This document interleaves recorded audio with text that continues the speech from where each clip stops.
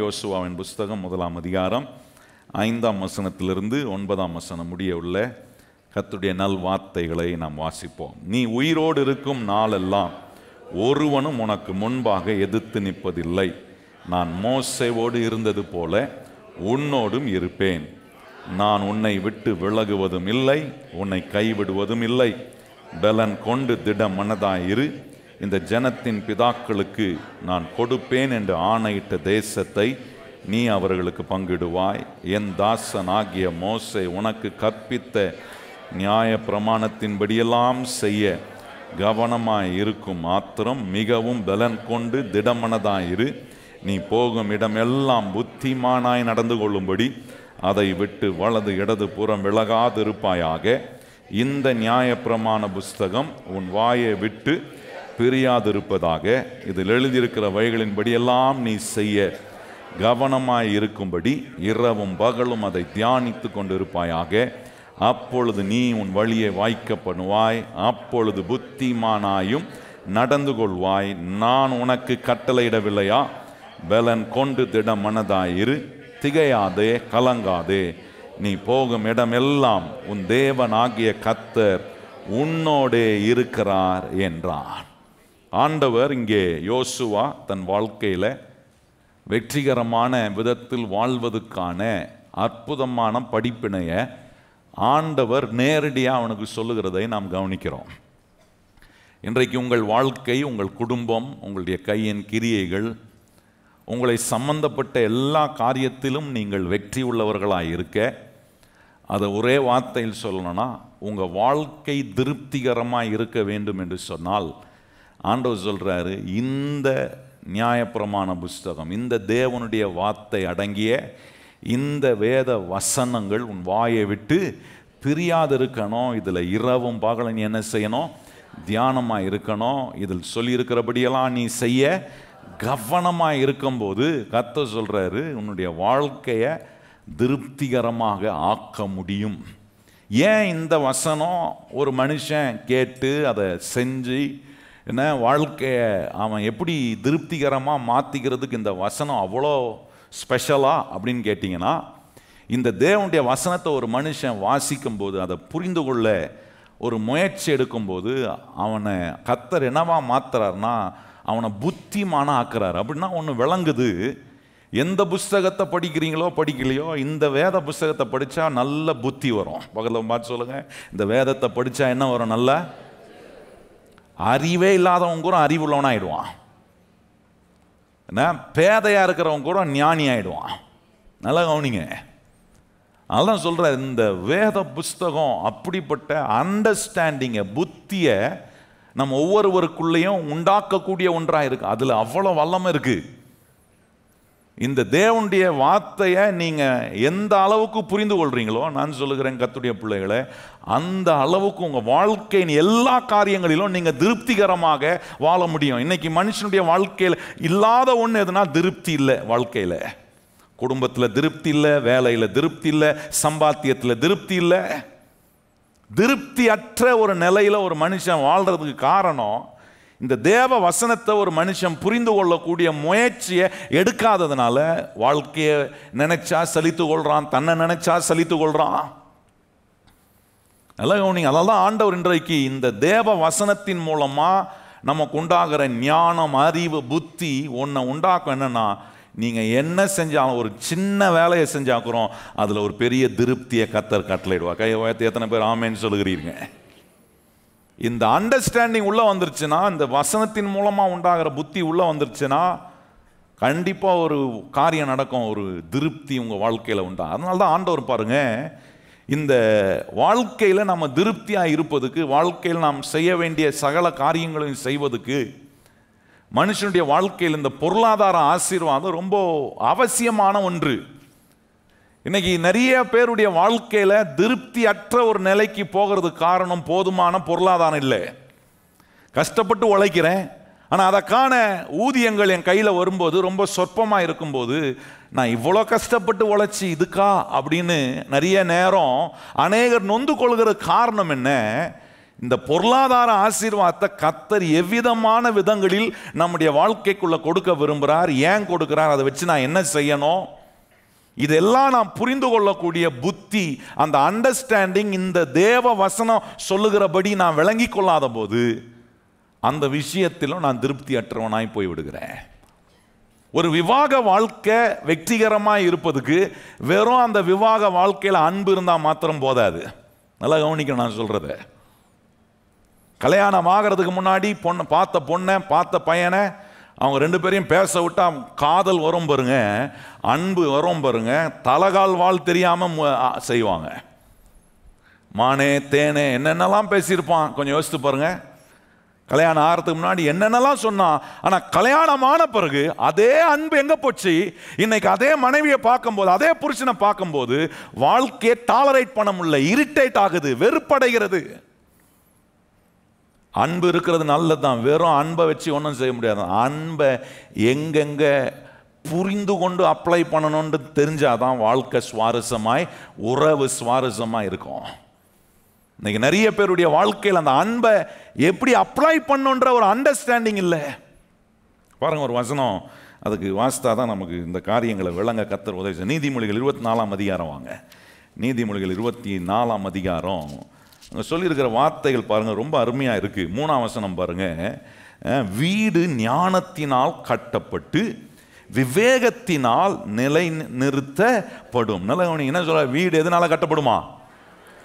வீடு, உறவு, கணவன் மனைவி எல்லாத்தையும் கொண்டு வரலாம். வீடுன்னு வந்துட்டா எல்லாமே இருக்கு. அப்பா அம்மா பிள்ளைங்க, மாமா மச்சான் பெரியப்பா பெரியம்மா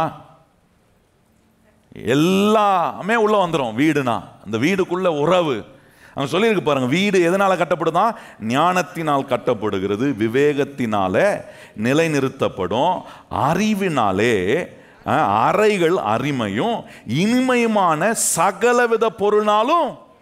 3 காரியம் சொல்லப்பட்டிருக்கு பாருங்க, ஞானம், அறிவு, புத்தி. நல்லா கவனிங்க. இந்த 3மே என்ன பண்ணுதுன்னா வீடை கட்டுது, வீட்டுக்குள்ள எல்லா ஐஸ்வர்யத்தையும் கொண்டு வருது, உறவுக்குள்ள எல்லா நிறைவையும் கொண்டு வருது.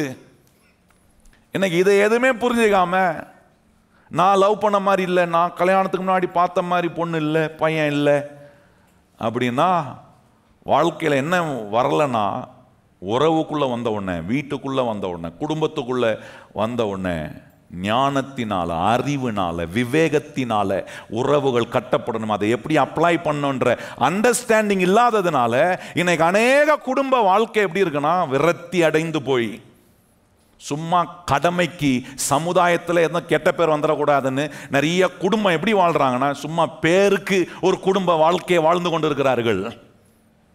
காரணம் என்ன? அறிவினால, ஞானத்தினால, விவேகத்தினால தங்களுடைய உறவுகள் கட்டப்படலை. இந்த தேவ வசனம் கொடுக்கும் ஞானத்தை புரிந்து கொள்ளாத ஒரு மனுஷன், நான் சொல்றேன், ஒரு நாளும் உறவுல திருப்தி அடையவே முடியாது.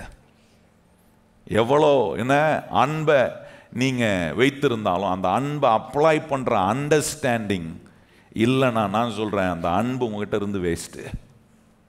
உறவை நீங்கள் மகிழ்ச்சிகரமாக நடத்த முடியாது. இன்றைக்கி நிறைய குடும்பத்துக்குள்ள சண்டையும் சச்சரவும், என்ன ஒரு நிம்மதியற்ற ஒரு நிலை இருப்பது காரணம் என்ன? புத்தி இல்லை. ரொம்ப சிம்பிள். அன்பை, என்ன மன்னிப்பை, ஒருத்தரை விட்டு கொடுக்கக்கூடிய காரியங்கள் எப்போ வேலை நடக்கும்னா, நான் சொல்கிறேன், இந்த தேவ வசனத்தை வீட்டை கட்டுவதுக்கு ஞானம் கொடுத்துருக்கிறாரே, அறிவை கொடுத்துருக்கிறாரு, விவேகத்தை கொடுத்துருக்கிறாரு, எங்கெங்கெல்லாம் அதை பயன்படுத்தணும் என்கிற அந்த அண்டர்ஸ்டாண்டிங், அந்த புத்தி இல்லாததுனால வாழ்க்கை கட்டப்படுவதில்லை. அதே போல தான் எப்படி ஒரு விவாக வாழ்க்கை திருப்தி அடைவதற்கு ஞானம், அறிவு, புத்தி தேவையோ, அதே போல உங்க வாழ்க்கையில பொருளாதார ஆசீர்வாதம் வருவதுக்கும் உங்களுக்கு ஞானம், அறிவு, புத்தி வேணும். பக்கத்துல பார்த்து சொல்லுங்க, பொருளாதார ஆசீர்வாதம் வர்றதுக்கு என்ன வேணும்? ஞானம், அறிவு, புத்தி, விவேகம். ரொம்ப முக்கியம் பாருங்க. இதெல்லாம் வச்சு ஒரு வீடை கட்ட முடியும். இதெல்லாம் வச்சு வீட்டுக்குள்ள அநேக பொருளையும் அநேக ஐஸ்வர்யங்களையும் ஒரு வீட்டுக்குள்ள கொண்டு வர முடியும். நான் சொல்றேன், இதே ஞானம், அறிவு, புத்தி, விவேகத்தை வச்சு கர்த்தர் உங்க கையின் பிரயாசத்துல தம்முடைய ஆசீர்வாதத்தை அவரால் கட்டளை இட முடியும். எத்தனை பேர் கையை உயர்த்தி ஆமென்னு சொல்லுங்க. கர்த்தர் உங்க கையின் பிரயாசத்துல ஆசீர்வாதத்தை கட்டளை இடுவாரா? அப்ப எங்கே இருந்து கர்த்தர் இந்த பொருளாதார ஆசீர்வாதத்தை எனக்கு கொடுக்குறாரு? ஏன் என்கிட்ட கொடுக்குறாரு? என்னை ஏன் கர்த்தர் பொருளாதார விதத்தில் ஆசீர்வதிக்கணும் எனக்கு போதிக்கிறாரு? நல்லா கவனிங்க. இன்னைக்கு நம்முடைய நாட்டில் இருக்கிற பொருளாதார நிலை அப்படியே எல்லாம் சறுக்கிட்டு கீழே போயிட்டு இருக்கு. எக்கனாமிலாம் டவுன் ஆகிட்டு இருக்கு. நல்லா கவனிக்கணும். நாட்டு நிலைகள் இன்னைக்கு பார்க்கக்கூடிய பிக்சர் ஒன்றும் பெருசாக நல்லா இருக்கிற மாதிரி இல்லை. எல்லாம் இந்த ஃபினான்ஷியல் அனலிஸ்ட் சொல்றாங்க இன்னும் 2-3 வருஷம் ரொம்ப சரிவுக்குள்ள தான் போகன்றாங்க. இன்னைக்கு நாட்டு நிலைகள், நாட்டினுடைய எக்கனாமி சரியில்லை. ஆனா கர்த்தருடைய பிள்ளைகளுக்கு ஆண்டவர் என்ன போதிக்கிறார்னா, நீ பொருளாதாரத்தில் ஆசீர்வாதமா இருப்பதுக்கு போதிக்கிறார். எப்ப போதிக்கிறாரு? எல்லாம் சரிந்து கொண்டு இருக்கக்கூடிய நேரத்தில் என்னை தூக்கி நிறுத்துவதற்காக கர்த்தர் இந்த சத்தியங்களை எனக்கு போதிக்கிறாரு. ஏன் எனக்கு போதிக்கிறார்னா, எனக்கு தெரியும் என் தேவன் எவ்வளோ பஞ்ச காலத்துக்குள்ள நான் போனாலும் அதில் என்ன ஆசீர்வாதமாய் வைக்க அவர் வல்லவராய் இருக்கிறார் என்பது எனக்கு. எத்தனை பேர் நீங்க நம்புறீங்க? கர்த்தர் எவ்வளோ ஒரு ஸ்காசிட்டிக்குள்ள, எவ்வளோ ஒரு தட்டுப்பாடான ஒரு நிலைக்குள்ள நாடு போனாலும் கர்த்தரை நம்புகிறவர்கள் எப்பொழுதும் செழித்திருப்பார்கள். கையை உயர்த்தி சொல்லுங்க. கர்த்தரை நம்புறவங்க எப்படி இருப்பாங்க? இந்த ஞானம், அறிவு, புத்தி, விவேகம் இருக்கிற ஒரு மனுஷனுக்கு நான் சொல்றேன், எந்த காலகட்டத்திலும் கர்த்தர் அவனை வாழ வைத்து காட்ட அவர் வல்லவராய் இருக்கிறார் என்பதை ஆண்டவர் உணர்த்திக்கிட்டே இருப்பார், செய்து காட்டிக்கொண்டே இருப்பார். இப்போ கவனிச்சு பாருங்க, ஏன் கர்த்தர் இதெல்லாம் நமக்கு சொல்றார்? ஏன் இந்த பொருளாதார ஆசீர்வாதத்தை இந்த நாட்களை கர்த்தர் நமக்கு போதிக்கிறார் என்பதை நீங்க நம்மளை சுத்தி நடக்கக்கூடிய காரியங்களை நீங்க கவனிச்சு பார்க்கணும்.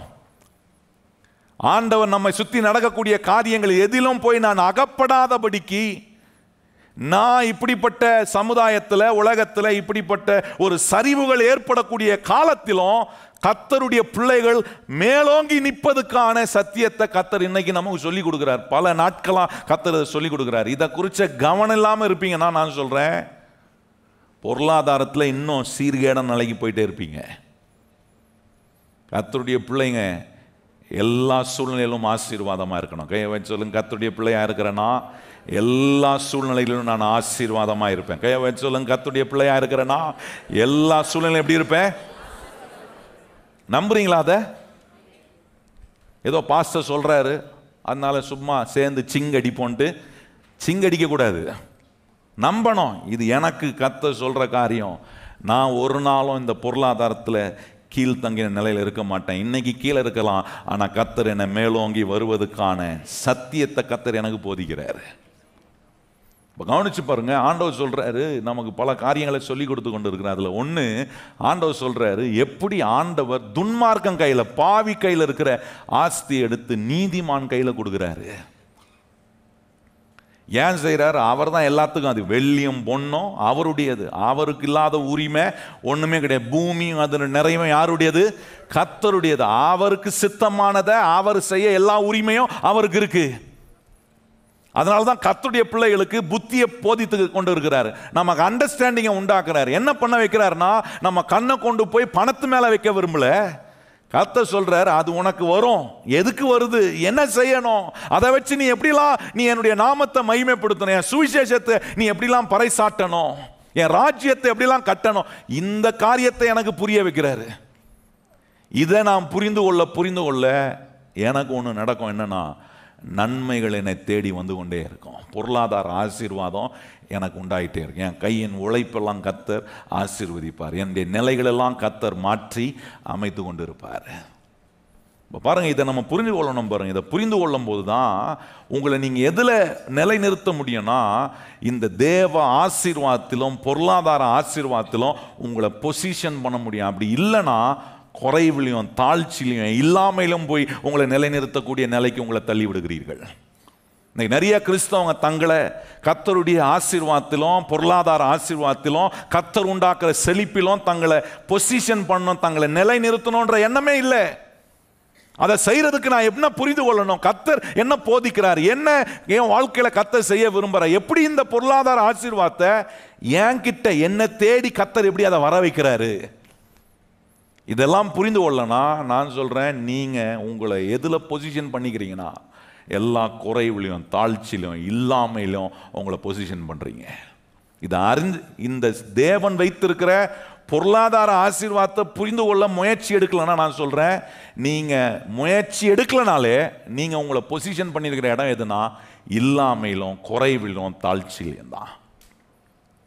இன்னைக்கு எப்படி கர்த்தர் எனக்கு வைத்திருக்கிற பொருளாதார ஆசீர்வாதத்தில் என்னை பொசிஷன் பண்ணுறதுக்கு கர்த்தர் எனக்கு என்ன சொல்கிறாருன்றது ரொம்ப முக்கியமானது. எத்தனை பேர் அப்படி உங்களை பொசிஷன் பண்ணணும்னு விரும்புகிறீங்க? எத்தனை பேருக்கு அந்த ஆசை இருக்குது? என்ன கர்த்தர் கொடுக்கும் பொருளாதார ஆசீர்வாதத்தில் என்ன நான் பொசிஷன் பண்ண விரும்புகிறேன் அப்படின்றவங்க எத்தனை பேர் கையை உயர்த்தி ஆண்டவரை மகிமைப்படுத்துங்க பார்ப்போம். இந்த ஒரு அனுபவத்துக்குள்ளே உங்கள் வாழ்க்கை வரணும்னா இந்த தேவ வசனத்தை புரிந்து கொள்வது ரொம்ப அவசியம். இந்த பொசிஷனை, இந்த ப்ராஸ்பரிட்டியான இந்த ஃபினான்ஷியல் பிளெஸ்ஸிங்கில் உங்கள் வாழ்க்கை பொசிஷன் ஆகிறதுக்கு கர்த்தர் என்ன சொல்கிறாரு அப்படின்றத கொஞ்சம் கவனிப்போமா. இன்னைக்கு அது ரொம்ப விசேஷமான காரியம். சில காரியங்களை இங்கேருந்து நான் பல காரியங்களை உங்களோட பேச போகிறேன். இது மிக ஆசீர்வாதமான ஒன்றாய் உங்கள் வாழ்க்கையில். உபாகமம் 28ஆம் அதிகாரம் வாங்க. உபாகமம் 28ஆம் அதிகாரம் 8ஆம் வசனத்தை நம்ம எல்லாரும் வாசிக்க போகிறோம்.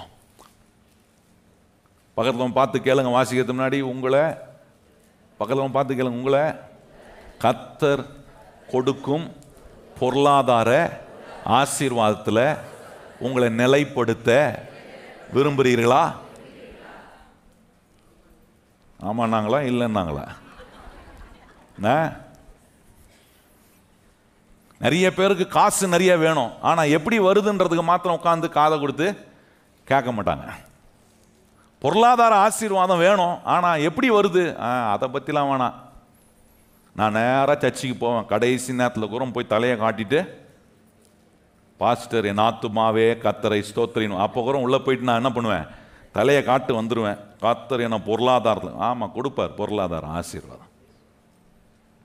இல்லை நான் ஆரம்பத்துலேயே வந்துட்டேன், ஆரம்பத்துலேருந்து வந்து கடைசி வரைக்கும் பாஸ்டர் கடைசி ஆசீர்வாதம் போட்ட பிறகு தான் நான் வெளியே போகிறேன். நல்லது தான், ஆனால் அவ்வளோ நேரம் உள்ளே இருந்து உங்களுக்குள்ளே எவ்வளோ போச்சுன்றது தான் ரொம்ப முக்கியம். உள்ளே இங்கே வந்து உட்காந்துக்கிட்டு ஒன்றுமே உள்ளே போகாமல்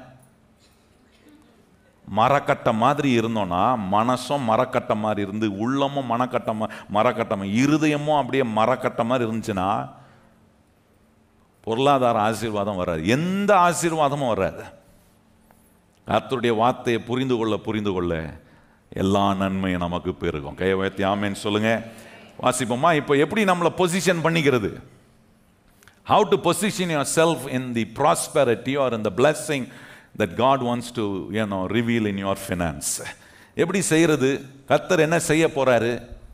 எங்கிருந்து வருது? ஏன் வருது? என்கிட்ட ஏன் கொடுக்குறாரு? ஏன் அவங்கிட்ட இருந்து எடுத்து துன்மார்கிட்ட இருந்து எடுத்து நீதிமானா இருக்கிற என்கிட்ட ஏன் கொடுக்குறாரு? ஏன் இதெல்லாம் செய்கிறாரு? ஏன்னா என்ன, கர்த்தர் அவருடைய பொருளாதார ஆசீர்வாதத்திலும் ஆண்டவருடைய செழிப்பிலும் கர்த்தர் நம்மளை நிலைநிறுத்த விரும்புகிறாரு. இந்த மறுபடியும் அழுத்தி சொல்கிறேன். ஏன்னா சிலருக்கு இந்த வார்த்தையெல்லாம் பிடிக்காது. அதனால தான் மறுபடியும் அழுத்தி சொல்கிறேன். அது மண்டைக்குள்ள இருதயத்துக்குள்ள உள்ள ஸ்ட்ராங்காக போனோம். நல்லா கவனிங்க.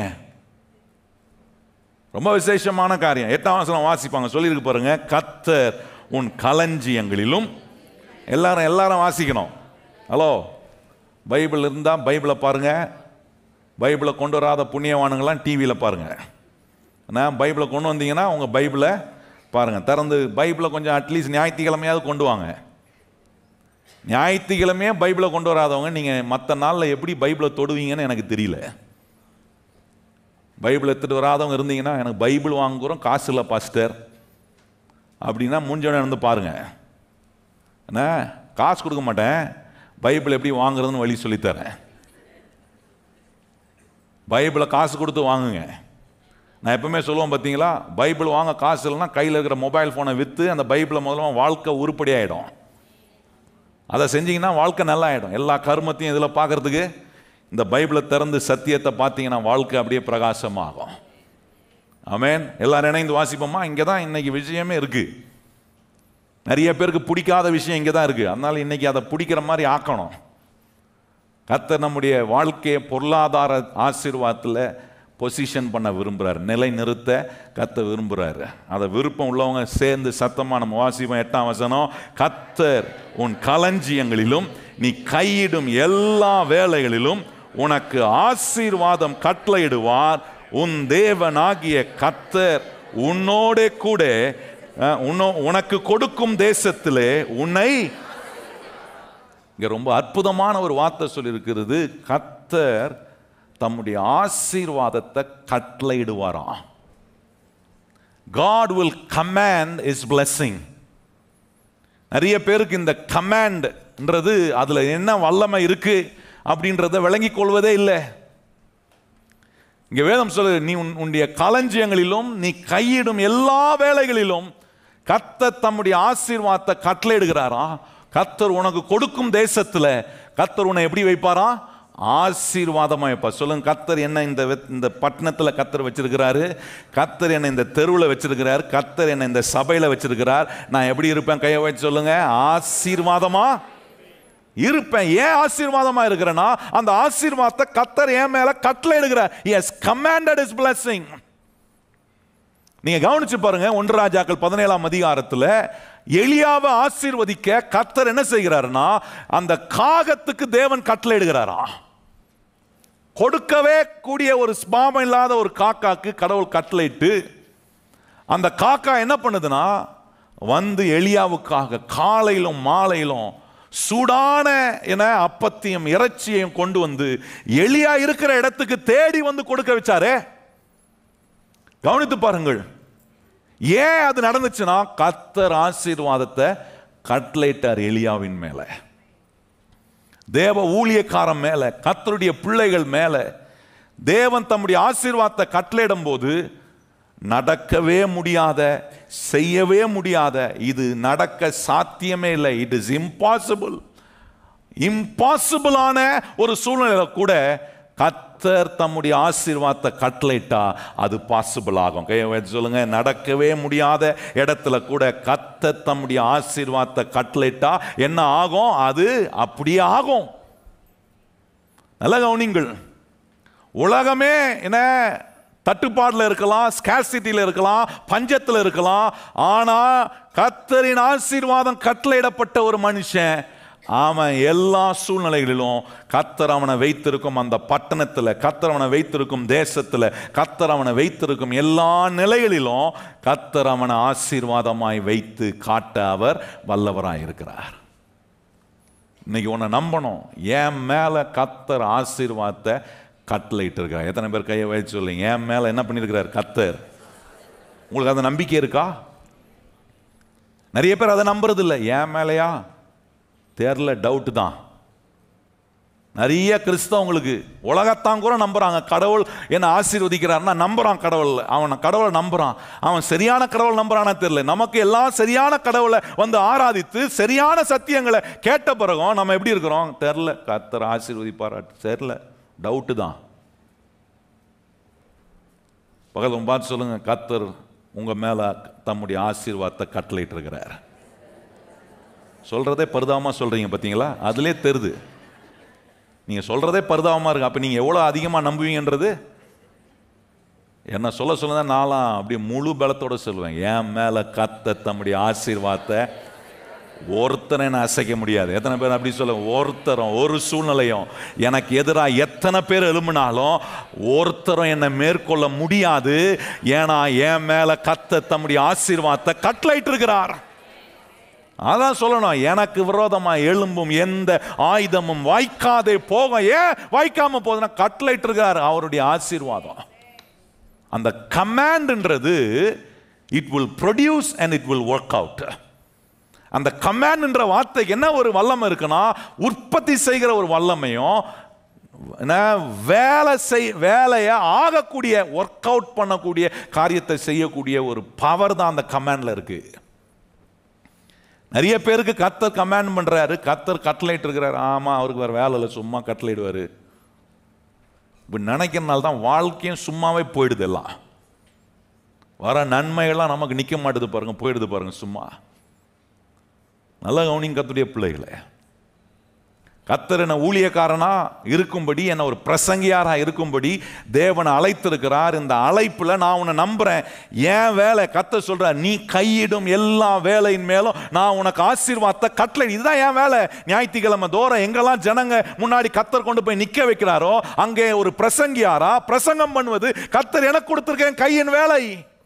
இந்த வேலையை செய்யும் போது தெரில, நான் பேசுறது கேட்பாங்களா, அவங்களுக்கு புரியுமா, அவங்க நம்புவாங்களா, அவங்க ஏதாவது இதுபடி நடக்குமா, இந்த சந்தேகம்லாம் எனக்கு ஒரு நாளும் இருக்கிறது இல்லை. ஆரம்பத்தில் இருந்துச்சு.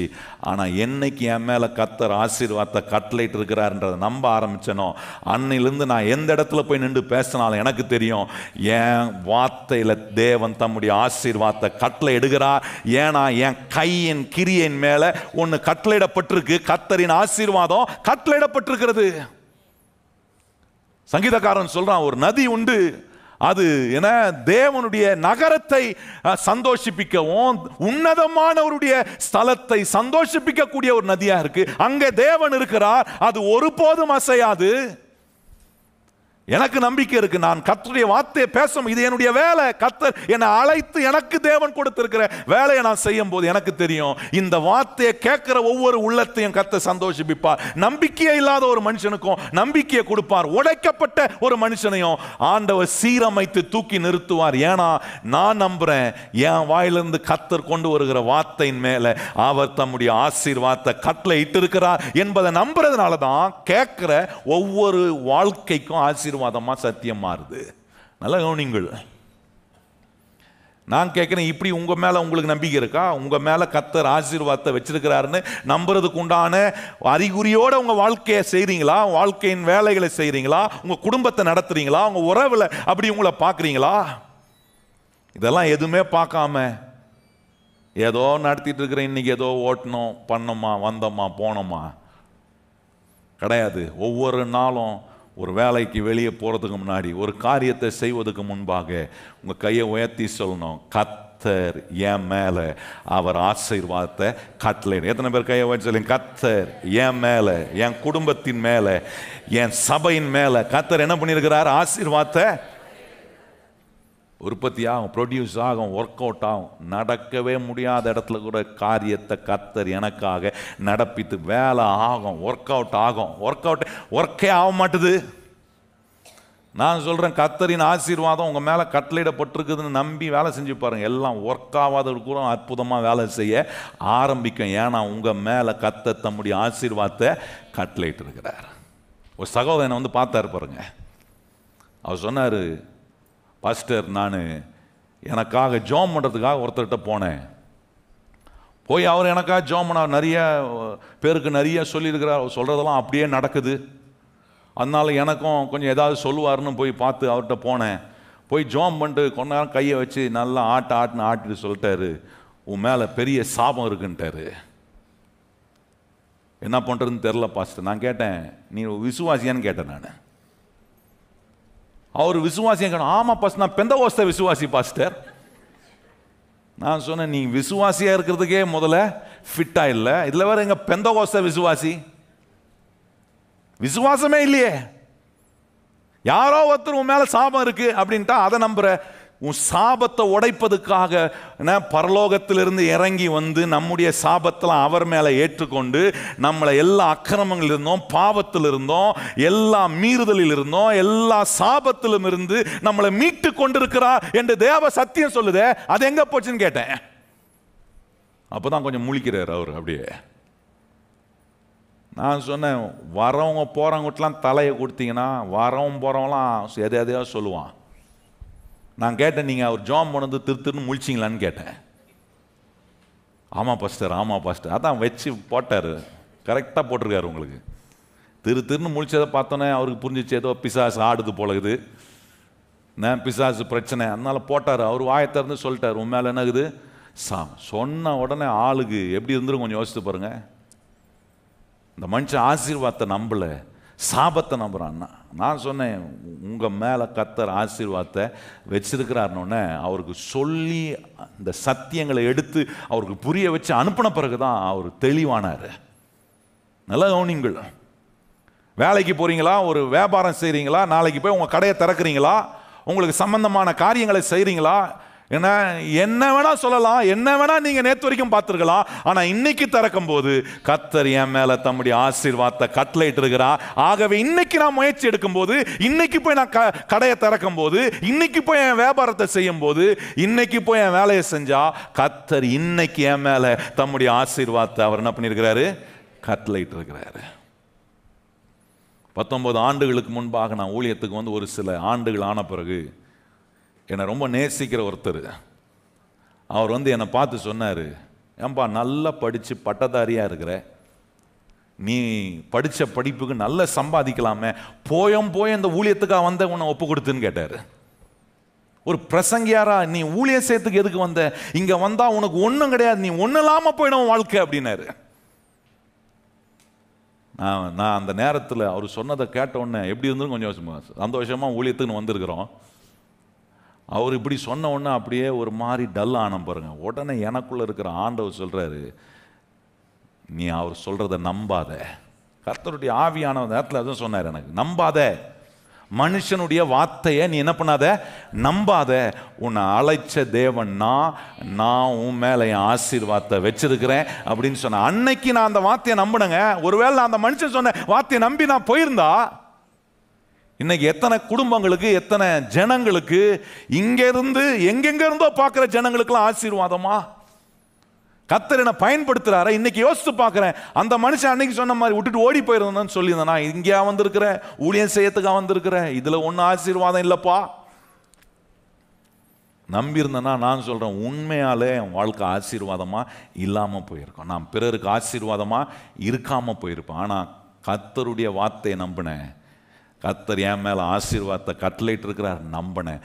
அந்த நம்பிக்கை தான் என்னை இதுவரைக்கும் நடத்துது, இனிமேலையும் என்னை நடத்தி செல்ல. எத்தனை தடை வரட்டும், ஆனால் அந்த தடைகள் நடுவே ஒன்றை பார்க்குறேன், கர்த்தர் தம்முடைய ஆசீர்வாதத்தை என் மேலே கட்டளை. எத்தனை பேர் அதை பார்க்குறவங்க கையை உயர்த்தி சொல்லுங்கள். இன்றைக்கி நிறைய தடையோடு வந்திருக்கலாம், நிறைய காரியங்கள் நடக்காமல் இருக்கலாம், எத்தனையோ முயற்சி எடுத்து ஒரு கதவு கூட உங்களுக்கு திறக்காமல் இருந்திருக்கலாம். ஆனாலும் கையை உயர்த்தி சொல்லுங்கள், ஆண்டவரே இவ்வளோ தடைகள் மத்தியிலும் ஏன் மேல உம்முடைய ஆசீர்வாதத்தை நீர் கட்டளையிட்டு இருக்கிறீர். எத்தனை பேர் சத்தமா சொல்றீங்க, என் மேல உம்முடைய ஆசீர்வாதத்தை நீ என்ன பண்ணிருக்கிறீர்?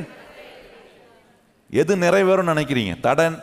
தடையாவே இருக்குமா, அல்ல இந்த ஆசீர்வாதம் தடையெல்லாம் உடைக்குமா? எத்தனை பேர் நம்புறீங்க கர்த்தர் என் மேல வைத்திருக்கிற ஆசீர்வாதம் எல்லா தடைகளையும் உடைத்து காட்டக்கூடிய வல்லமையான வேலையை எனக்கு செய்யும்? ஈசாக்கை பார்த்து எத்தனை பேர் சொல்லியிருப்பான், அறிவில் இங்கேயே இருக்கிற நாங்களாம் போறோம்ல, பார்க்குறியா இல்லையா?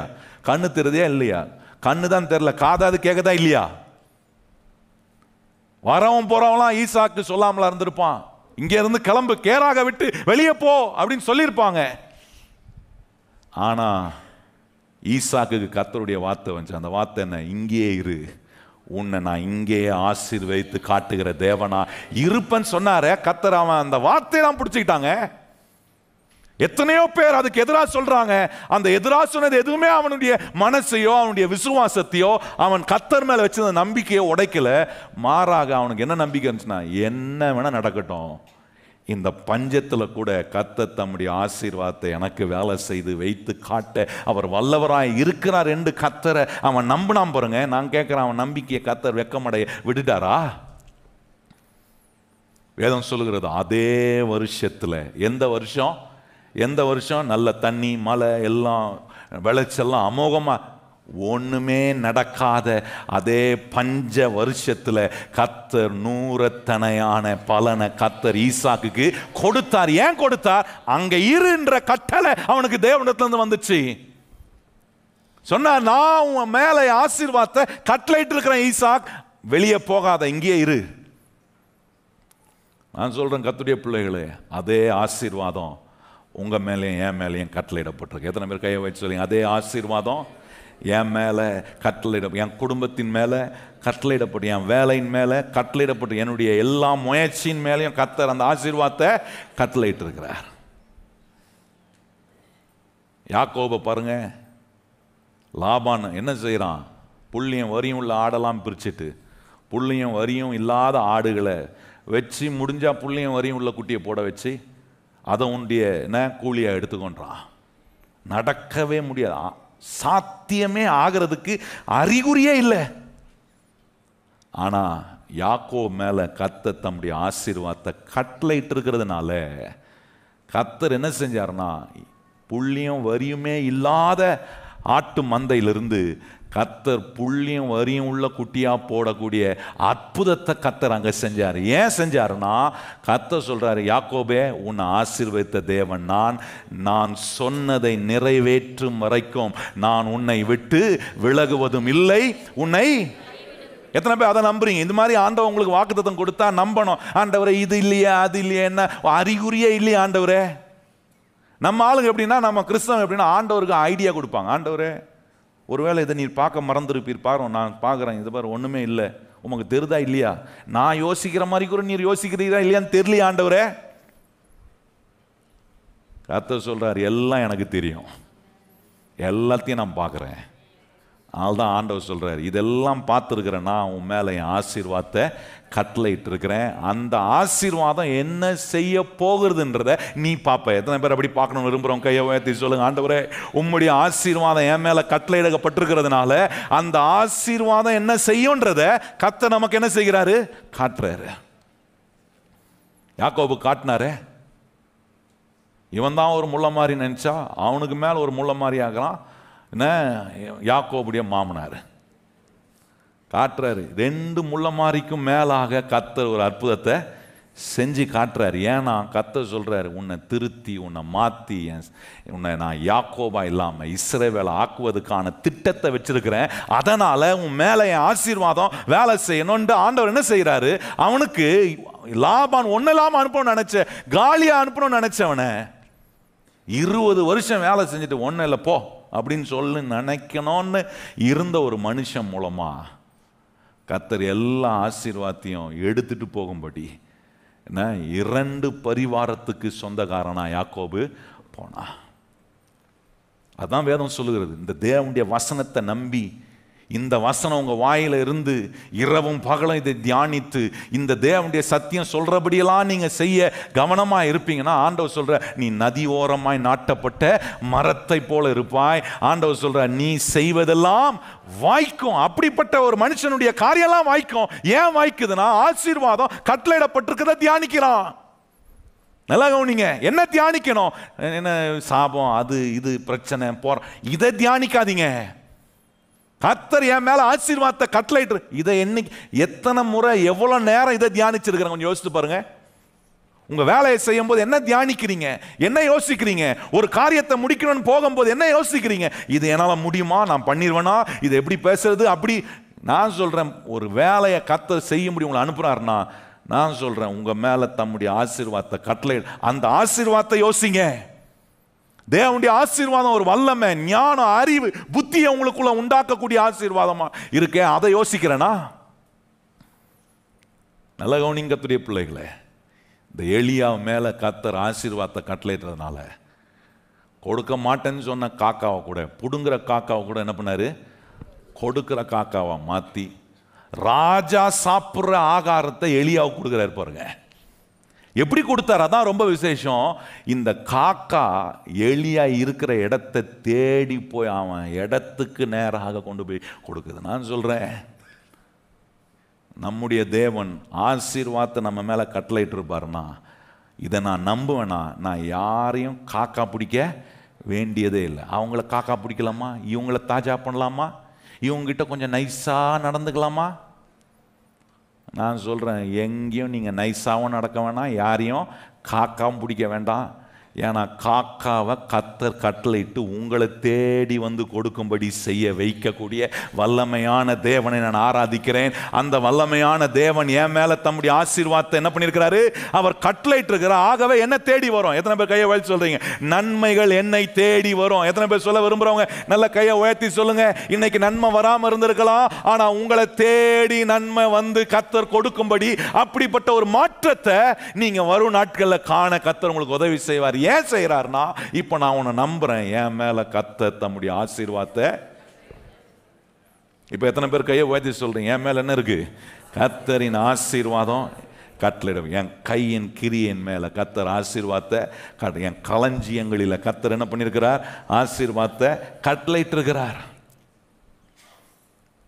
நான் தேசத்தில் ஆசீர்வாதமாக இருப்பேன். யோசேப்பை தூக்கி குழியில் போட்டாங்க. குழியில் போட்டு நினச்சாங்க அவ்வளோதான் இவன் கதை, கடைசி வரைக்கும் வாழ்நாள் முழுதும் இவன் வாழ்க்கை குழியில் தான் கிடக்கும். அந்த குழியிலேருந்து கர்த்தர் தூக்குறாரு. தூக்கி அடிமையாக போகிறான், எகிப்து தேசத்துக்கு போகிறான். போத்திபா கீழே இருக்கிறான். போத்திபாவுடைய மனைவி தவறான பழி அவன் மேல் போட்டு அவனை தூக்கி சிறைச்சாலைக்குள்ளே போடுறாங்க. கவனிச்சு பாருங்க எவ்வளோ டவுன்ஃபால் அவனுடைய வாழ்க்கை. இதை எதை காட்டுறேன், யோசேப்புடைய வாழ்க்கையில் கர்த்தர் சொன்ன பிறகு அவனுக்கு டவுன்ஃபால் மேலே டவுன்ஃபால். நல்லா கவனிக்கணும். இன்னைக்கு ஒருவேளை கர்த்தர் சொல்லியிருக்கிறார், ஆனால் வாழ்க்கையில் இதில் விழுறனே, இது நடக்க மாட்டுதே, இது ஆக மாட்டுதே, என் தொழிலில் இப்படி ஒரு முன்னேற்றம் வர மாட்டுதே, நான் அப்படியே ஒரு டவுன்ஃபாலை பார்த்துட்டே இருக்கிறேனே. டவுன்ஃபால் மேலே கண்ணை வச்சிடாதீங்க. நல்லா கவனிங்க. நீங்கள் விழுந்து போகிற உங்கள் டவுன்ஃபாலை பார்த்து நீங்கள் சோர்ந்து போயிடாதீங்க. அந்த குழியிலிருந்து உங்களை தூக்குற ஒரு தேவன் இருக்கிறாரே, உங்களை உயர்த்துற ஒரு தேவன் இருக்கிறாரே, உங்களை மகிமைப்படுத்துகிற தேவன் இருக்கிறார். நான் சொல்றேன், இந்த உலகத்தில் எவ்வளோ பெரிய வல்லமை உங்களை ஆழத்துக்குள்ள தள்ளினாக்குறோம், அந்த ஆழத்திலிருந்து தூக்குற ஒரு வல்லமையான கர்த்தர் உங்களோட கூட இருக்கிறார். அவர் உங்க மேல தம்முடைய ஆசீர்வாதத்தை கட்டளையிட்டு இருக்கிறாரு. No power on the earth was able to stop the blessing that was pronounced upon the life of Joseph. யோசேப்பின் மேல கர்த்தர் கட்டளையிட்ட அந்த ஆசீர்வாதத்தை தடுப்பதுக்கு இந்த உலகத்தில் எந்த சக்தியும் அவனை தடுத்து நிறுத்த முடியல பாருங்க.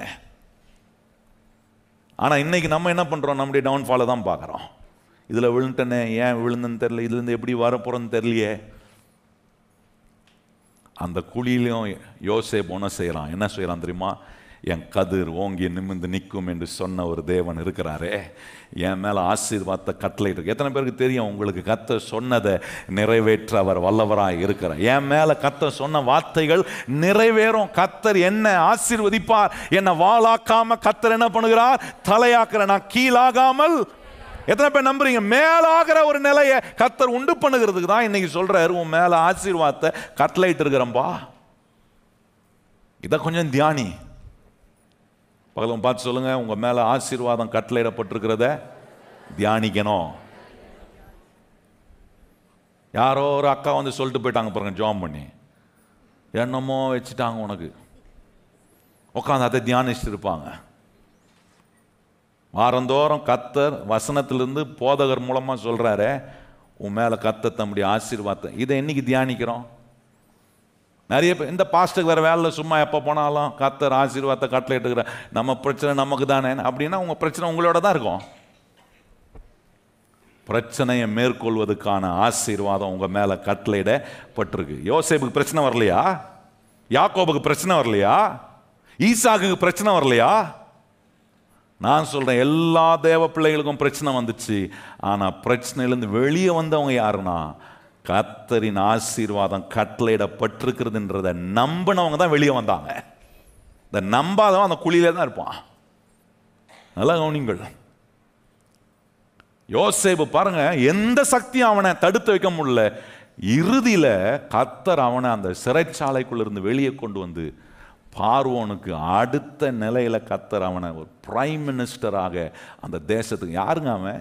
முன்ன புண்ண தெரியாதவன், ஒரு ஆள் அடையாளமே இல்லாதவன், அறிமுகமே இல்லாத, ஒரு பேக்ரவுண்டே இல்லாதவன் எகிப்துக்குள்ள போய் எகிப்து தேசத்தை ஆளும்படி, எகிப்து தேசத்தினுடைய வளனை வேதம் சொல்லுகிறது. அவனுடைய காலகட்டத்தில் இவன் அரசாங்கம் செய்த போது, இவனுடைய அதிகாரத்துக்கு ஏங்கின அந்த நாட்களில் முழு உலகத்திலுமே எகிப்து தேசம்தான் வளம் நிறைந்த நாடா இருந்துச்சான். அப்போ என்ன மாதிரி ஆசீர்வாதம் கொஞ்சம் யோசித்து பாருங்க. என்ன குழியில போட்டாலும் நம்மளை கர்த்தர் மேலே தூக்கிட்டு வருவார். கையை வச்சு சொல்லுங்க, எவ்வளோ ஆழத்தில் இருந்தாலும் அந்த ஆளெல்லாம் என் ஆண்டவருக்கு ஒன்றுமே பெருசல்ல. அதுலேருந்து என்னை உயரமான நிலைக்கு கர்த்தர் தூக்கிட்டு வர அவரிடத்துல எல்லா வல்லமையும் உண்டு. அந்த வல்லமையை வேலை செய்ய வைக்க தான் இன்னைக்கு சொல்றாரு, உன் மேலே கர்த்தரின் ஆசீர்வாதம் கட்டளையிடப்பட்டிருக்கு. கையை வச்சு சொல்லுங்க, என் மேலே என்ன கட்டளையிடப்பட்டிருக்குது? சில வீட்டில் பெயர் கொடுத்துருப்பாங்க, தண்ட சோறு. வீட்டில் சிலர் பேர் வைப்பாங்க, பார்த்துருக்கீங்களா? எருமை மாடு, தண்ட சோறு. எதுக்கு தான் உன்னை நான் என் வயிற்றுல பெத்தேனோ? இனிமே அந்த வாய் என்ன சொல்லணும்? கர்த்தர் உன்னை ஆசீர்வாதமாக வைப்பா. உன் மேலே ஆசீர்வாதத்தை கர்த்தர். பிள்ளைங்க போய் சொல்லணும், கர்த்தர் உன் மேலே. பெற்றோர் பிள்ளைங்கள்கிட்ட போய் சொல்லணும். ஏன்னா வீட்டில் போய் சொல்ல சரியான இம்சையாகிறிய, என்னவா இருக்கிற இம்சை. அந்த இம்சையை பார்த்து சொல்லணும், கர்த்தர் உன் மேலே ஆசீர்வாதத்தை. முதல்ல சொல்கிற வாய்க்கு சொல்லிக்கணும்.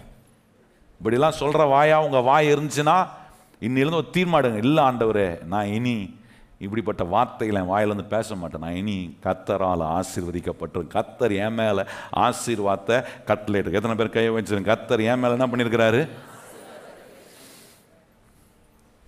எவ்வளோ அற்புதமான ஆண்டவர்.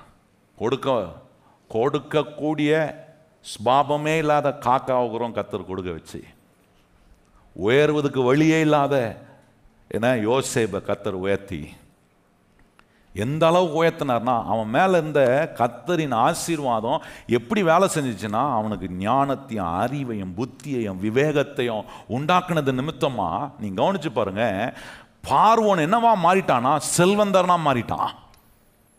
முழு தேசத்தையும் ஆள்ற ஒரு நிலைக்கு, அத்தனை ஜனங்களுடைய நிலத்தையும் பார்வோனுக்கு சொந்தமாக்கக்கூடிய விதத்தில் அப்படிப்பட்ட ஒரு மாபெரும் காரியத்தை இந்த யோசேப்பு பார்வோனுக்கு செய்கிறான். யோசித்து பாருங்க.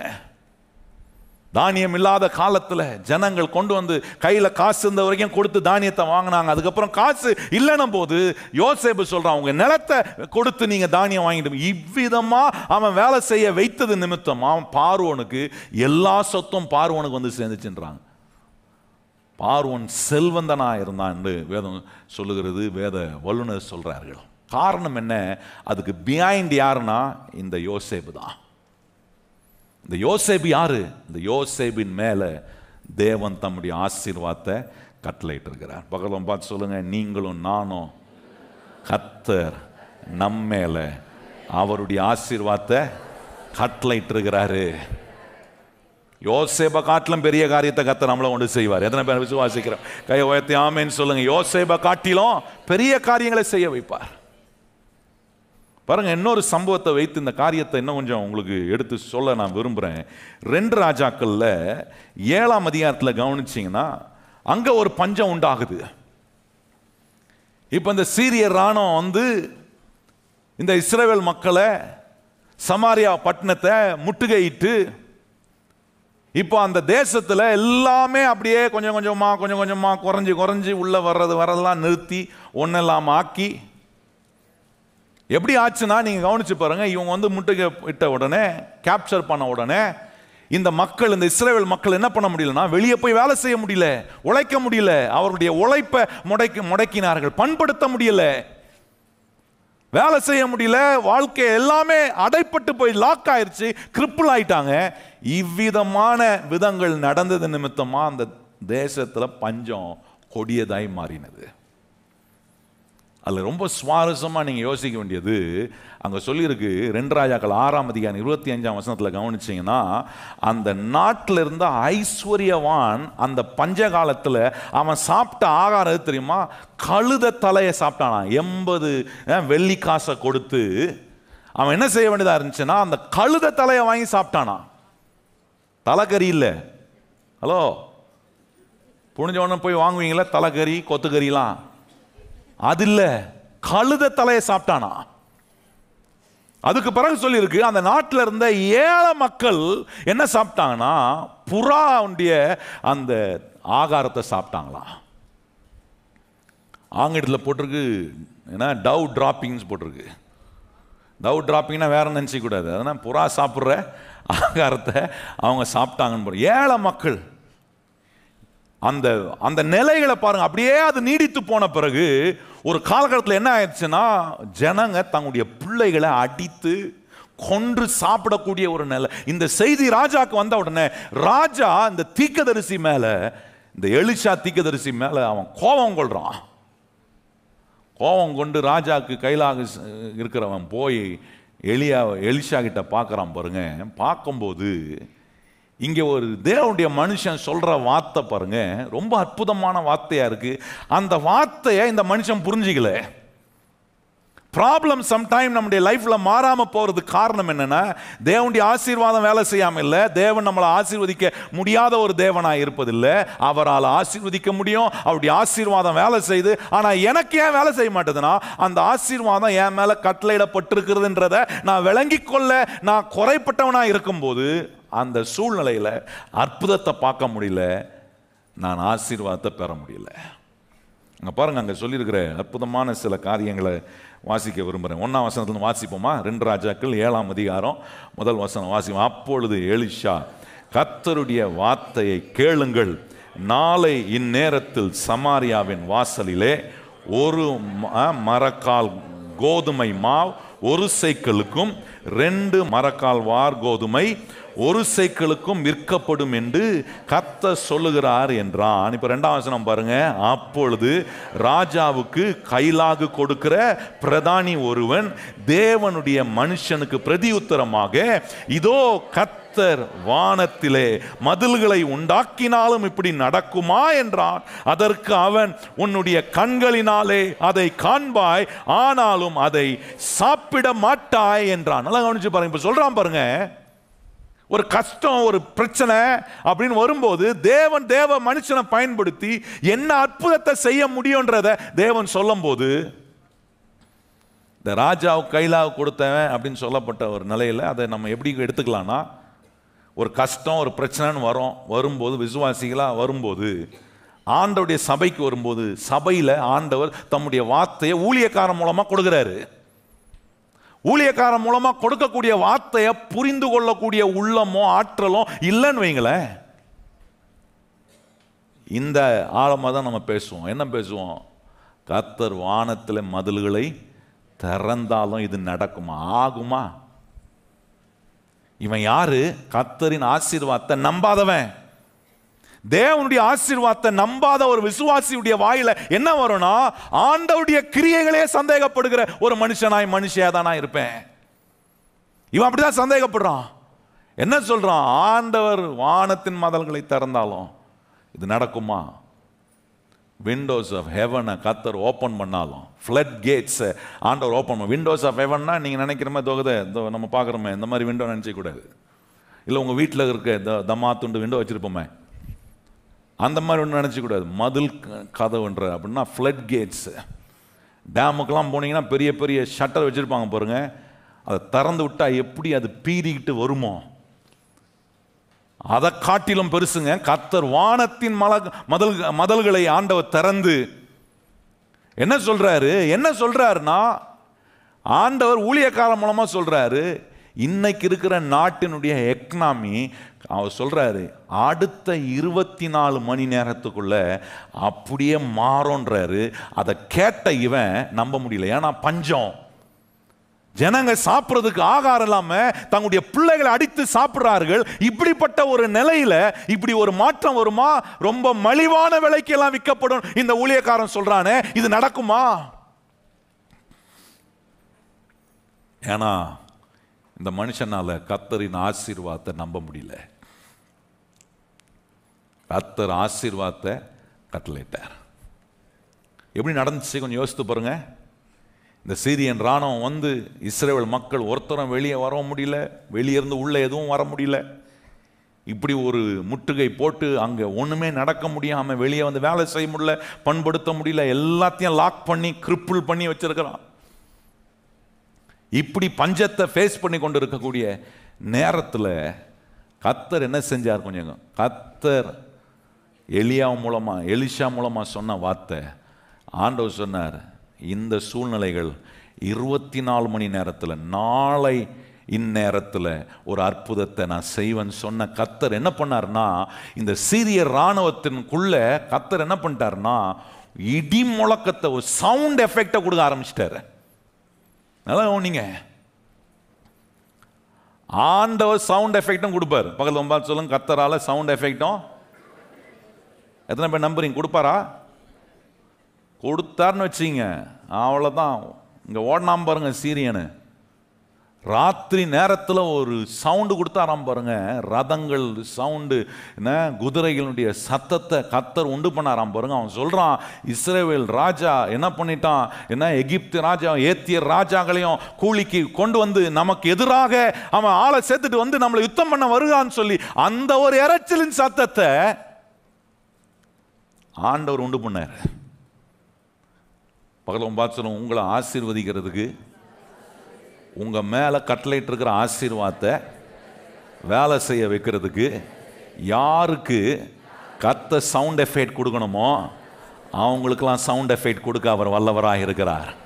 எத்தனை பேர் நம்புறீங்க? சவுண்ட் எஃபெக்டை கொடுத்தாருன்னு வச்சிங்க. சில நேரம் இந்த அம்யூஸ்மெண்ட் பார்க்லாம் போனீங்கன்னா சில விளையாட்டுலாம் இருக்கும் பாருங்க. இந்த இப்போ வந்து 4Kன்றாங்க 8Kன்றாங்க, ரொம்ப பெரிய என்ன சவுண்ட் டெக்னாலஜிலாம் இன்றைக்கி வந்து ரொம்ப அற்புதமாகிடுச்சு. ஏன்னா டால்பி அட்மாஸ் சவுண்ட்லாம் சொல்கிறாங்க. எங்கெங்கேருந்து சவுண்டு வருதுன்னே உங்களுக்கு தெரியாது. திடீர்னு கால் கடியிலேருந்து வரும், திடீர்னு எங்கெங்கேருந்துலாம் வரும்னு தெரியாது. சவுண்டு அந்த மாதிரி இப்போ கேட்டிருக்கீங்களா அந்த மாதிரி சவுண்டை? நிறைய இந்த விளையாட்டுலலாம் இந்த அம்யூஸ்மெண்ட் பார்க்கலாம் போனீங்கன்னா சில இதில் வந்து இந்த வீடியோ 8K வீடியோ போடுறதுக்கு உள்ளே கூட்டு போய் ஒரு சேரில் உட்கார வச்சுருவான். அந்த சேர் என்ன பண்ணோன்னா 360 டிகிரியும் சுத்தங்க. எங்கே சுத்தம்? நல்லா இந்த மாதிரி லைட்டை போட்டு வச்சு சுற்றுறது இல்லை, அப்படியே பிட்ச் டார்க்கான இதில் ஒரு ஸ்க்ரீன் நமக்கு முன்னாடி இருக்கும். அதில் சவுண்டு வரும், விஷுவலைசேஷன் வரும். அதை பார்த்துட்டு எப்படா முடியும்னு ஆட்டு டபு டபு டபக்க டபக்க டபக்குன்னு அடிச்சுன்னு எப்படா இது நிற்கும், இந்த எங்கேருந்து இந்த இடத்த விட்டு வெளியே போகலான்னு இருக்கும் பாருங்க. எல்லாம் முடிஞ்சு நினச்சி கடைசி நேரத்தில் முடிகிற நேரத்தில் ஒரு சவுண்ட் எஃபெக்ட் கொடுப்பான் பாருங்க. அதில் தான் அடித்த ஹார்ட் பீட் அப்படியே நின்று போன மாதிரி இருக்கும். போயிருக்கீங்களா அந்த மாதிரி ரைட்லலாம்? ஒரு முறை தான் போவீங்க, அடுத்த முறை இன்னொரு முறை உங்களை ஓசியில் கொடுத்தாக்குறோம். அப்பா அந்த இது மட்டும் வேணாம்பா. அப்படி ஒரு சவுண்டு ஹார்ட்டே நின்று போயிடும். யோசிச்சு பாருங்க, ஒரு அம்யூஸ்மெண்ட் பார்க்கில் ஒரு விளையாட்டை போய் நீங்கள் பார்க்கணும், ஒரு வீடியோ பார்த்தாலே ஹார்ட்டே நின்று போயிடுதே. கர்த்தர் சவுண்டு கொடுத்தா சத்துரு என்ன ஆவான்றத கர்த்தர் அந்த ராத்திரி ப்ரூவ் பண்ணி காட்டினாரே. நம்ம ஆராதிக்கிற கர்த்தர் நாம் நினைத்து பார்க்க முடியாத வழிகளெல்லாம் அவர் அற்புதம் செய்கிற தேவன். கையை வச்சு நான் நினைத்து பார்க்க முடியாத வழிகளெல்லாம் கர்த்தர் என்ன செய்வாரு? அப்படி அற்புதத்தை பண்ணி என்ன பண்ணாங்களாம் கவனிச்சு பாருங்க. அவன் உயிர் தப்புனா போதும் ஓடினானுங்களாம். ஓடினவனுங்க எல்லாத்தையும் விட்டுட்டு ஓடினான். என்ன உடைகளை விட்டான், வெள்ளி பொண்ணை விட்டான், ஆகாரத்தை விட்டான், எல்லாத்தையும் விட்டுட்டு உயிர் தப்புறதுக்கு ஓடினானுங்க. இதுக்கப்புறம் தான் விசேஷமாக இருக்குது. உயிர் தப்புறதுக்கு ஓடினவன். நீங்கள் யோசித்து பாருங்க, நான் ஆரம்பத்திலே சொன்னேன், அந்த தேசத்தில் இருந்த ஐஸ்வர்யவான் என்ன சாப்பிட்டான்? கழுத தலையை சாப்பிட்டான். ஏழை மக்கள் புறாக்கு போடுகிற ஆகாரத்தை சாப்பிட்டாங்க. அப்போ யோசிச்சு பாருங்க, அந்த நாட்டில் ஒதுக்கி வைக்கப்பட்ட இந்த குஷ்டரோகி பிடிச்ச 4 பேர் இருந்தாலும் அவன் என்ன சாப்பிட்ருப்பான்? சாப்பிட்றதுக்கு ஒண்ணுமே இருந்திருக்காது. சாகிற ஒரு நிலை. அவன் யோசிக்கிறான், இங்க இருந்தாலும் செத்து போறோம், சத்துருனுடைய இடத்துக்கு போனாலும் நம்ம என்ன பண்ண போறோம்? சாக போறோம். ஒருவேளை சத்துரு நமக்கு ஏதாவது நன்மை செஞ்சா சாப்பிட்டு ஏதாவது பொழைப்போம், இல்லை செத்து தொலைவோம். ஆப்ஷனே இல்லாம அவன் போனாங்க.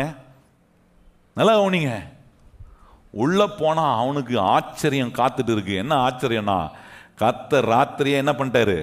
சவுண்ட் எஃபெக்டை அனுப்பி எவனெல்லாம் வெளியே அனுப்பணுமோ அனுப்பிட்டாரு. இவனுங்க உள்ளே போகிறானுங்க, பார்க்குறானுங்க, ஒவ்வொரு என்ன டென்ட்டுக்குள்ளேயும் போய் பார்க்குறான். எல்லாம் ஆகாரம் இருக்குது, உடைகள் இருக்குது, எடுத்து போடுறான். என்ன அங்கே வெள்ளியும் பொண்ணுலாம் இருந்து எடுத்து போட்டிருப்பான். என்ன எல்லாம் போட்டு சாப்பிட்றான். சாப்பிட்டுட்டு வேதம் சொல்லுது எடுத்துகிட்டு போய் பதுக்கி வச்சானா. நல்லா நீ என்ன பண்ணானா? எடுத்துகிட்டு போய் 8ஆம் வசனம் வாசிப்போமா? 8, 9 வாசனம் வாசிப்போம். அந்த குஷ்ட ரோகிகள் பாளையத்தின் முன்னணி மட்டும் வந்தபோது ஒரு கூடாரத்துக்குள்ளே பிரவேசித்து புசித்து குடித்து அதில் இருந்த வெள்ளியையும் பொன்னையும் வஸ்திரங்களையும் எடுத்துக்கொண்டு போய் ஒளித்து வைத்து திரும்ப வந்து வேற ஒரு கூடாரத்துக்குள்ளே பிரவேசித்து அதில் இருந்த அப்படியே எடுத்துக்கொண்டு போய் ஒளித்து. இந்த ஒளித்து வைக்கிற புத்தி குஷ்டரோகிக்கும் போக மாட்டேது பாருங்க. ஒன்றும் இல்லை, அற்புதமாக ஆண்டவர் காட்டுறாரு. என்ன கொடுத்துருக்கிறாரு, இவ்வளோ கொடுத்துருக்கிறாரு, சாப்பிட்டியே, சரி கொண்டு போய் பதுக்கி வச்ச. ஒரு வாட்டி தான் பதுக்கி வச்ச, அடுத்த கூடாரத்துக்குள்ளே போனால் இன்னும் இருக்க, திருப்பியும் அதை பதுக்கி வைக்கிறதுக்கு இடம் இல்லையே உனக்கு. அதுக்கு அடுத்தது பாருங்க, ரொம்ப அற்புதமாக நடந்தாங்க. சொல்லியிருக்கு 9ஆம் வசனம், பின்பு அவர்கள் ஒருவரை ஒருவர் நோக்கி, நாம் செய்கிறது நியாயம் அல்ல, இந்த நாள் நற்செய்தியை அறிவிக்கும் நாள், நாம் மௌனமாய் இருந்தோம், இப்பொழுதும் விடியும் மட்டும் காத்திருந்தால் குற்றம் நம்மேல் சுமரும், இப்பொழுது நாம் போய் ராஜாவின் அரமனை இதை அறிவிப்போம் வாருங்கள் என்றார். நல்ல கவனிங்க, சொல்றான் பாருங்க, கர்த்தர் இவனுக்கு என்ன ஆக்கிட்டாருன்னா, ஐஸ்வர்யத்தை, பொருளாதார ஆசீர்வாதத்தை, நாட்டுக்கான வளனை அறிவிக்கிற நற்செய்தியை இவங்ககிட்ட கொடுத்தனும். நாட்டை விட்டு ஒதுக்கி வச்சவங்க கடைசியில் இவங்களை கர்த்தர் எப்படி மாத்திட்டாருன்னா, நன்மையை கொண்டு வந்து கொடுக்கக்கூடிய தேவனா மாத்திட்டாரு. நான் சொல்றான், இப்படியே நம்ம பதுக்கி வச்சோம்னா நல்லது கிடையாது. ஏன்னா பதுக்கி வைக்கிறவனை கர்த்தர் அவர் ஒரு நாளும் அவர் விரும்புவதில்லை. ஏன் விரும்புவதில்லைன்னா, அவர் பாவியினுடைய கையிலிருந்து, பதுக்கி வைக்கிறவன் கையிலிருந்து எடுத்து யார்கிட்ட கொண்டு வந்து கொடுக்குறாரு? நீதிமான். குற்றம் நம்மேல் சுமரணும், அதை தான் உணர்றான். கடவுளுடைய நியாய பிரமாணங்கள் தெரியுது, கடவுளுடைய முறைமைகள் அவனுக்கு தெரியுது. இப்படி நம்ம பதுக்கி வச்சா கர்த்தர் அதை எடுத்து நீதிமான் கையில கொடுப்பா என்பதை அவன் விளங்கி கொண்டதுனால திருந்தி என்ன பண்றான்? சொல்றான், இது ரட்சிப்பை அறிவிக்கிற நாள், இது ஒரு நற்செய்தியை அறிவிக்கிற நாள், இதை மறைக்க கூடாது. போய் அந்த நற்செய்தியை சொல்றாங்க பாருங்க. சொல்லி கேட்டவங்க அவங்க வந்து எல்லா ஜனங்களும் அந்த இவர்களுடைய பாளையத்துக்குள்ள பூந்து எல்லாத்தையும் எடுத்துக்கொண்டு இருக்கும்போது, இப்போ ஒருத்தன் இருக்கிறான் பாருங்க, யாரு? ராஜாவுக்கு கையிலாக கொடுத்த ஒருத்தன் தானே. அவனுக்கு செய்தி வருது, என்ன ஒரே ஜனங்க அங்கேயும் எங்கேயும் போயிட்டு அல்லோடு படுறாங்களே, என்ன நிறைய எடுத்துட்டு வராங்களே, அள்ளிட்டு வராங்களே. வெளியே போனான் பாருங்க. எலிஷா சொன்னது போலவே அவன் அந்த ஆசீர்வாதத்தை பார்த்தான், அந்த ஆசீர்வாதத்தை சாப்பிட முடியல. அந்த ஜன நெருக்கடியில் அவன் மிதிப்பட்டு செத்து போனான்னு வேதம் சொல்கிறது. நல்ல கவனிங்கள், ஏன் இவனுக்கு அப்படி ஆச்சு? ஏன்னா கர்த்தரின் ஆசீர்வாதம் கட்டளையிடப்பட்டிருக்குதுன்றதை அவன் நம்பல. நல்ல கவனிங்க கர்த்தருடைய பிள்ளைகளே, இன்னைக்கு நம்முடைய நாட்டின் நிலைகளை கர்த்தரால மாற்ற முடியும். உங்க வாழ்க்கை நிலைகளை கர்த்தரால மாற்ற முடியும். ஒரு முற்றும் டோட்டல் சேஞ்ச, முற்றும் ஒரு மாற்றத்தை கர்த்தரால கொண்டு வர முடியும். ஏன்னா எனக்கு ஒரு நம்பிக்கை இருக்கு, என் மேல கர்த்தர் தம்முடைய ஆசீர்வாதத்தை அவர் கட்டளையிட்டிருக்கிறார். இது எப்படி இருக்குன்னா, இன்னைக்கு யோசித்து பாருங்க, இன்னைக்கு நம்ம ஊர்ல பெட்ரோல் விலை 100 ரூபாய். இந்த ஆராதனை, ஹலோ, எல்லாம் உங்களுக்கு புரியுற மாதிரி சொன்னா தானே உங்களுக்கு புரியும். 100 ரூபாய் போட்டு பெட்ரோல் போட்டு வந்திருப்பீங்க இன்னைக்கு சர்ச்சைக்கு. ஆஹா, என்ன நற்செய்திப்பா, 100 ரூபாய்க்கு போட்டு வந்தோம், ஆராதனை முடிஞ்சு போனோன்னு 10 ரூபாய் ஆயிடுதுன்னா நீங்க ரோட்ல போக முடியும்னு நினைக்கிறீங்க? 10 ரூபாய்க்கு பெட்ரோல் பங்க்ல பெட்ரோல் கொடுக்குறான்னு சொல்லி ஒரு செய்தி அரசாங்கம் கொடுப்பாங்களான்னு தெரியல. கர்த்தர் நினைச்சா கொடுக்க வைப்பாரு. சரி, கொடுக்கட்டும். கர்த்தரால் செய்ய முடியாது ஒண்ணுமே இல்லை அப்படி சொல்றாருன்னு வைங்களேன். அப்படி ஒரு அறிவு வந்துருச்சுன்னா நான் கேட்கிறேன், ரோட்ல நீங்க நடக்க முடியும்? எல்லாம் கேனும் கையுமா தான் இருப்பாங்க ஆளுங்க. கேனும் கையுமா போய் ட்ரம்மும் கையுமா. ஆண்ட ஒரு சவுண்ட் எஃபெக்டை உண்டு பண்ணார்னா மாற்றம் அற்புதமாய் நடக்கும். கையை வச்சு சொல்லுங்க, கர்த்தர் எனக்காக சத்தமிடுவாரானால் எனக்கு ஆசீர்வாதத்தை கர்த்தர் நிச்சயமாக அனுபவிக்க தயவு பாராட்டுறார். நல்லா கவனிங்க, இப்படிப்பட்ட மாபெரும் அற்புதம் நடக்குங்க. இது நடக்கவே நடக்காது, மாறவே மாறாது, ஒன்றுமே நடக்கிறதுக்கு வாய்ப்பு இல்லை. நான் சொல்கிறேன், கர்த்தரால கூடாதது ஒன்றுமே இல்லை. என்ன அறிவு வேணும், என்ன புத்தி வேணும்னா, என் மேலே, என் கையின் உழைப்பின் மேலே, என் கையின் கிரியையின் மேலே, நான் கையிடும் வேலையின் மேலே கர்த்தர் தம்முடைய ஆசீர்வாதத்தை அவர் கட்டளை. எத்தனை பேர் கையை வச்சு சொல்லுங்க, கர்த்தர் அவர் என்ன பண்ணி, என் கையின் கிரியையின் மேலே, நான் கையிடும் வேலையின் மேலே கர்த்தர் ஆசீர்வாதத்தை கேட்டா முகம் பிரகாசமா. சிலருக்கு ஆசீர்வாதத்தை அப்படி மூஞ்சி பேர்லாம் நல்லா வச்சிருப்பாங்க, சொரணம், வைரம், அப்புறம் தங்கம், அதுக்கப்புறம் என்ன ஆசீர்வாதம்லாம் பேர் வச்சிருப்பாங்க. நான் வாழ்க்கையில் என்ன இருக்காது, ஆசீர்வாதம் காட்ட மாட்டோம். கையை வச்சு சொல்லுங்க, என் மேல கர்த்தர் ஆசீர்வாதத்தை, பகலும் உங்க மேல கர்த்தர் ஆசீர்வாதத்தை. எழுமனோன்னு ஆசீர்வாதம் கட்டளையிடப்பட்ட மாதிரி வேலை செய்யணும். ஏன்னு சொன்ன இஞ்சி தின குரங்கு மாதிரிலாம் இருக்கக்கூடாது. சர்ச்சைக்கு வரும்போது பாருங்கள், அப்படியே வெளியே வரைக்கும் சிரிச்சுன்னு உள்ள அந்த அப்படியே உட்காந்துட்டு அப்படியே ஒரு மாதிரி சுடுமூஞ்சி மாதிரி உட்காந்துருப்பான். என்ன சொல்லுங்க, என்ன பண்ணாலும் மாறாது. வெளியே போனோம்.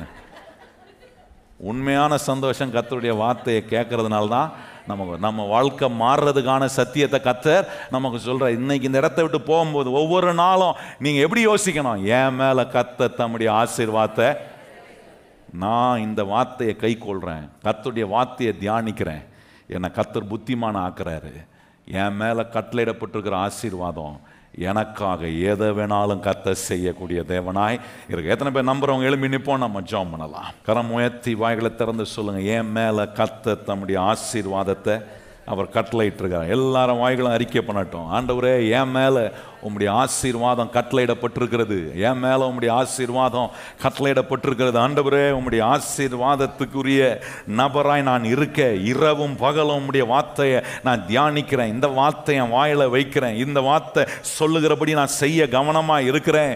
ஆண்டவரே, நான் அவிசுவாசப்படலை, ஆண்டவரே சந்தேகப்படலை, என்ன கர்த்தர் ஆசீர்வதிக்க முடியுமான்ற கேள்வியெல்லாம் கேட்கல. ஆனா இன்னைக்கு உன்னை நம்புறேன், என் மேல கர்த்தர் ஆசீர்வாதத்தை அவர் கட்டளையிட்டு இருக்கிறார். எத்தனை பேர் விசுவாசிக்கிற அந்த நம்பிக்கையோட ஒவ்வொரு நாளும் உங்க வேலையை செய்யுங்க, உங்க முயற்சிகள் எடுங்க. யார் உங்களுக்கு எதிராக நின்றாலும் நான் சொல்லுகிறேன், கர்த்தரின் ஆசீர்வாதம் எல்லா எதிர்மறையான சூழ்நிலைகள் எல்லாம் சாதகமாய் கர்த்தர் மாற்றவர் வல்லமை உள்ள தேவனாய் உங்களோட கூட இருக்கிறார். இப்படி ஆசீர்வாதத்தை கட்டளையிடப்பட்டிருக்குதுன்னு நம்புற ஒரு மனுஷனை தான் கர்த்தர் பொருளாதார ஆசீர்வாதத்தில் நிலை நிறுத்துறாரு. வாழ்க்கையின் எல்லா காரியங்களிலும் கர்த்தர் உங்களை நிலை நிறுத்த முடியும். எங்கள் நல்ல ஆண்டவரே, நான் கேட்ட சத்தியத்தின்படியே இந்த இடத்தை விட்டு உங்களுடைய பிள்ளைங்க போகும்போது கர்த்தரின் ஆசீர்வாதம் எவ்வளவு பெருதுன்றதை உங்களுடைய பிள்ளைங்க எண்ணி பார்க்கட்டும். அற்பமா நினைக்க வேண்டாம். உன் களஞ்சியங்கள் மேலும் நீ கையிடும் எல்லா வேலையின் மேலும் நான் என் ஆசீர்வாதத்தை உனக்கு நான் கட்டளையிடுவேன், நான் உன்னை வைத்திருக்கும் தேசத்துல நீ ஆசீர்வாதமாய் இருப்பாய்ன்னு சொல்லி இருக்கிறீர் ஆண்டவரே. இதோ உம்முடைய பிள்ளைகள் நாங்கள் ஒவ்வொருவரும் நம்புறோம், இது எங்களுக்குரியது. இந்த ஆசீர்வாதத்தில் நாங்கள் வாழ, அநேகருக்கு நாங்கள் ஆசீர்வாதமாய் இருக்க எங்களை பலப்படுத்தி நடத்தும். உம்முடைய பிள்ளைகள் படைக்க இருக்கிற காணிக்கை தசம பாகம் எல்லாவற்றையும் ஏற்றுக்கொள்ளும். நிறைவான நன்மைக்குள் உம்முடைய பிள்ளைகளை வைத்து வழி நடத்தி செல்லும். எல்லா தீமைக்கும் பொல்லாப்புக்கும் விலக்கி எங்களை பாதுகாத்து வழி நடத்தும். கேட்ட சத்தியங்கள் எல்லாம் எங்களுக்குள்ளே கர்த்தரின் ஆசீர்வாதத்தின் வல்லமையை வேலை செய்து வைத்து காட்டுற ஆண்டவரே, அந்த நிலையில் எங்கள் வாழ்க்கையை நாங்கள் உமக்கு முன்பாக ஆண்டவரே வாழ அர்ப்பணிக்கிறோம். பலப்படுத்தும். இயேசு கிறிஸ்துவின் நாமத்தில் ஜெபிக்கிறோம் எங்கள் நல்ல பிதாவே, ஆமென். இப்பொழுது நம்முடைய கர்த்தராகிய இயேசு கிறிஸ்துவினுடைய கிருபையும் பிதாவாகிய தேவனுடைய அன்பும் பரிசுத்த ஆவியானவருடைய அந்யோன்ய ஐக்கியமும் இன்றும் என்றும் சதா காலங்களும் நம் அனைவருடன் நிலைத்திருப்பதாக. ஆமென். எல்லாரும் இணைந்து சொல்லுவோம், என் ஆத்துமாவே கர்த்தரை ஸ்தோத்திரி, என் முழு உள்ளமே பரிசுத்த நாமத்தை ஸ்தோத்திரி, என் ஆத்துமாவே கர்த்தரை ஸ்தோத்திரி, கர்த்தர் செய்த சகல உபகாரங்களையும் மறவாதே. ஆமென்.